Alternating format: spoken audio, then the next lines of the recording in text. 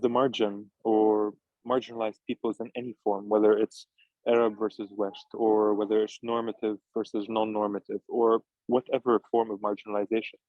The margin is always kind of confronted with this idea of problem and solution, right? Like there's always something that we need to solve. We go to university in order to study something that helps us solve something. You're either an engineer that will solve a structural problem, or a climate scientist that will solve climate change, or you're a lawyer that fights social injustice. But we're always put in these situations where we are fighting the source of, like we're fighting a symptom actually rather than a source. And the entire educational system is less speculative and more reactionary. And what I'm trying to ask questions about is this specifically. Like my work, I would rather it not be something about solving a problem, because I don't want to have the legacy of that problem on me. I actually want something that is more speculative. I want something that is not shy from having enough ego to say, actually, I'm going to write this future, and this future has nothing to do with your problems. I'm not going to discredit the problems. I'm not going to discredit the victim, and I'm not discrediting the trauma. But what I'm saying is this is something that we need to deal with in terms of justice. But I'm not going to hold it as the mother of all of my future plans. In the Perfume Garden, it's not just about liberation. The fact of that the novel is being written is already liberated. I'm not trying to liberate the Arab world from something. I'm just trying to say that I will create the power to publish my fiction, and it will be published despite whatever I'm told I'm supposed to do to liberate the Arab world, right? So I'm not holding everyone's issues as like part of my baggage. What I'm trying to say is that I'm a futurist, and I'm gonna propose, and I want other people to propose.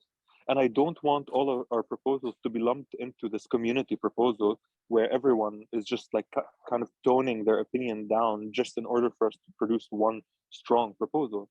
I want to be in a place where everyone is proposing. And I want to be in a place that allows people to feel free enough to disagree with my proposal, but not have to shoot it down. And this is something that is very important when we're talking about democracy, and when we're talking about critique, and when we're talking about education and anything. And I feel like fiction allows you to do that. Fiction doesn't tell you that this doesn't make sense. Fiction is asking you, okay, how does this make sense? And this is this is the power of it. This is what is magical about it. And I think that when we differentiate this reality from fiction, we're going into this major faux pas of like imagining something that is radically different. So this is kind of, I feel also somewhere that I would like my work to have a conversation with, or I would like my work to invite people into. And it's a conversation beyond democracy and beyond just liberation.